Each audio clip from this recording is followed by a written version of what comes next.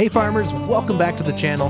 I'm Casually Farms, and today we're going to go over the blog post that FS25 and Giants just released just this morning. First off, AI settings. Alright, so basically what you need to do is you need to hire the worker, but there's a twist. You need to hold that button to hire the worker to get this screen to pull up. If you're on PC, it's H. If you're on Xbox, it's B. And if you're on PlayStation, it should be O. So you need to hold that button down and this menu will pop up. And the first menu that's going to pop up is going to be the AI worker. First off, what you're going to see up here is you're going to see the working with, which is based on the tool of the representative action that should be performed. So basically whatever you're pulling or whatever you're using should have a working with. So that should be automatic for the most part. The next one is the number of headlands, which is basically based on the machine and action that you are trying to do. So it's going to be automatic. You can adjust that, it looks like, with the slider there, depending on what implement you're using and what kind of farming you like to do with that.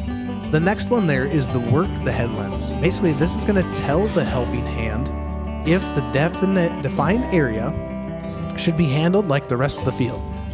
Therefore, cultivating and harvesting, or just defined as a lane to turn vehicles on. So basically turn around, or do you want them to continue on and pick the end rows type thing. The next one is starting with, so up, down, headlands, right? So you get to select which one you want. So for example, if you're going to be harvesting, you don't want to destroy the crops.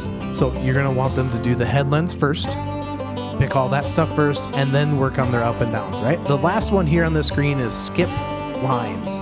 Basically what this is going to do is going to tell the helper or the worker that, hey, I want you to leave, basically go another line further, so that way I can come back with whatever machine that I am using or we are using together as the helper and the farmer can actually go in and do the job that the AI left for you to do.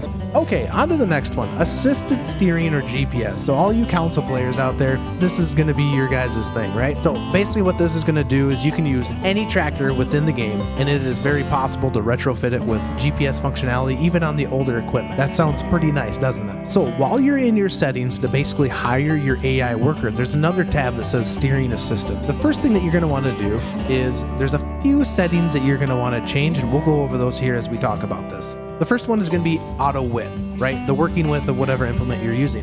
The next one is basically the number of headlands, right? So you can see on this little mini map over here, it's got two blue lines that basically the headlands. So you can adjust that. 2 is the auto. You can go up to 3, 4. I'm not quite sure how far the slider will go up, but we'll have to see that when we get our hands on it. The working direction can be changed in degrees in case you want to operate in the direction that you don't want to look at the sun, or you want to go across your corn stalks or your bean stubble or your wheat or whatever it may be. You can do it that way. So it's just basically work direction is automatic. You just leave it and it does its thing, or you can change it to a certain degree that you would like. The next one's a little different. So this is side offset. It can be changed in case you have tool attachment with an offset.